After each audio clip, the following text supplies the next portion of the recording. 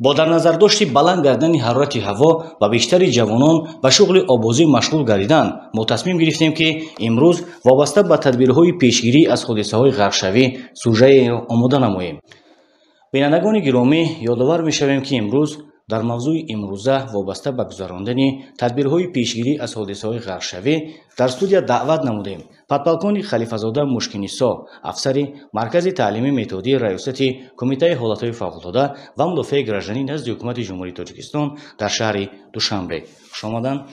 و مهمون نوبتی یا خود مهمون دیگری برنامه ما این هم باشد مایور خالزاده جمال‌الدین حسین، افسر کلان مرکز جمهوری تعلیمی متدی کمیته حالت‌های فوق‌العاده و مدافع گراجانی نزد حکومت جمهوری تاجیکستان. سربال شما را نیز خوش آمدید میگوییم و بینندگان گرامی یادآور میشویم که پیش از آغاز موسم شناوری در حدود جمهوری تاجیکستان از جانب کمیته حالت‌های فوق‌العاده و مدافع گراجانی نزد حکومت جمهوری تاجیکستان تدبیرهای مؤثر عملی کرده می‌شود. در حدود شهر دوشنبه وابسته به پیشگیری نمودن حادثه‌های غرقشوی چه تدبیرها عملی گردید؟ تشکر زیاد. پیش از آغاز موسم آبازی الکی در ماه می در ریاست کمیته حالت‌های فوق‌العاده و مدافع گراجانی در شهر دوشنبه نقشه چاره‌بینی اوید به پیشگیری غرقشوی و اندیشیدن چاره‌های ضروری به موسم آبازی برای سال 2025 تهیه گردیده است و وابسته به اجرایش این نقشه چاره‌بینی الکی در ماه می کارمندان ریاست کمیته حالت‌های فوق‌العاده و مدافع گراجانی در شهر دوشنبه حالتی قبول شهروندان کلی جوانان کلوهای موضع‌های آبی که در حدود شهر دوشنبه موجود هستند از نظر گذراندند و وابسته به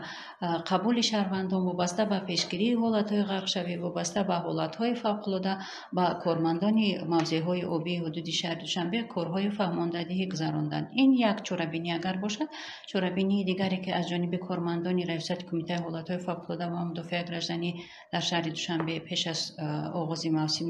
آبازی گذرانده شد، این با راهبران مؤسسات تحصیلات میانه عمومی ناحیه شهر دوشنبه، با مدیران کودکستان‌های حدود شهر دوشنبه در یک جایگی با نماینده سرریاست معارف شهر دوشنبه و مدیران شعبه‌های معارف‌های ناحیه‌های شهر دوشنبه وابسته به پیشگیری نمودن حالت‌های غرقشوی پیش از تعطیل تابستان کارهای فهماندهی گذرانده شد. در وقتی موسم آبازی باشد از جانب ریاست کمیته حالت‌های فوق‌العاده به نهایت چاره‌های زیادی اندیشیده شده‌اند. تمرین‌ها وابسته به پیشگیری حالت‌های غرقشوی و رساندن کمک اولیه تا دکتری به شخص غرق شده تمرین ها راه اندازی کردید و این تمرین ها به نوار گرفته شده و اهالی نوار نشان داده شده. در برابر اونی که متخصصان کمیته حالت‌های فوق‌العاده و مدافع گراجانی نزد حکومت جمهوری تاجیکستان طریق گذراندن صحبت‌های انفرادی با پیشنهاد شعار و علامت‌ها، یعنی که برای پیشگیری از حادثه‌های غرقشوی از خود سهم‌گذاری نمودند، همچنین طریق گذراندن مشغولیت‌های نظریوی چنانچه که همگان آگاه هستند طریق مرکز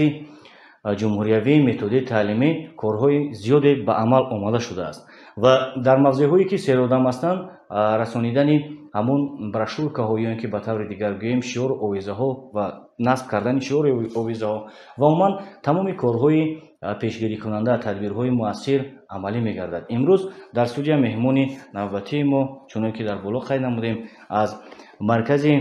جمهوری تعلیمی متدی مایور خالزاده جمال‌الدین حضور دارند و می‌خواستیم وابسته به گذراندن کارهای فهماندهی طریق نظریوی، یعنی طریق گذراندن مشغولیت‌های آموزشی از جانب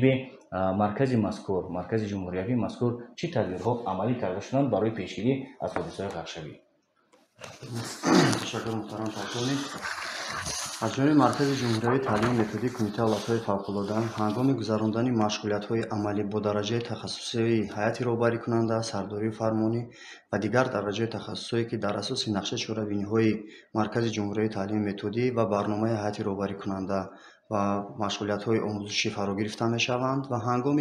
گذراندن مشغولیت‌های آموزشی با طریق نظریوی و با طریق پرزنتاسیونی وابسته به پیشگیری و غرقشوی حالت‌های فوق‌العاده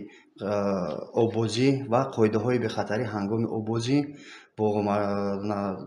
дараҷаи дар боло зикр гардида машғулиятҳои назариявӣ гузаронида мешавад. ҳамзамон дар рафти гузарондани чорабиниҳои ғайринақшавӣ бо кормандони шуъбаю бахшҳои Кумитаи ҳолатҳои фавқулодда дар шаҳри Душанбе мо дар якчанд чорабиниҳо иштирок намуда ва ҳамзамон аз ҷониби Маркази ҷумҳуриявии таълими методии Кумитаи ҳолатҳои фавқулодда брошюраҳо ё ин ки огаҳномаҳо ҳангоми ғарқ шудани оббозӣ ва дигар огоҳиномаҳо чоп карда шуда дар гузарондани чорабиниҳо бо ситаи раисияти Кумитаи ҳолатҳои фавқулодда дар шаҳри Душанбе ки мо ҳамкории зич дорем ва онҳо бо тариқи машғулиятҳои сайёр дар кӯлу обанборҳои шаҳри Душанбе тақсим карда мешавад ва ҳамзамон огоҳ карда мешавад ки ҳангоми риоя кардани қоидаҳои бехатарӣ дар ҷойҳои маъмун ва тариқи назариявӣ корҳои фармондадиҳӣ дода мешавад. воқеан ҳам таҳлилҳо нишон медиҳанд ки бештари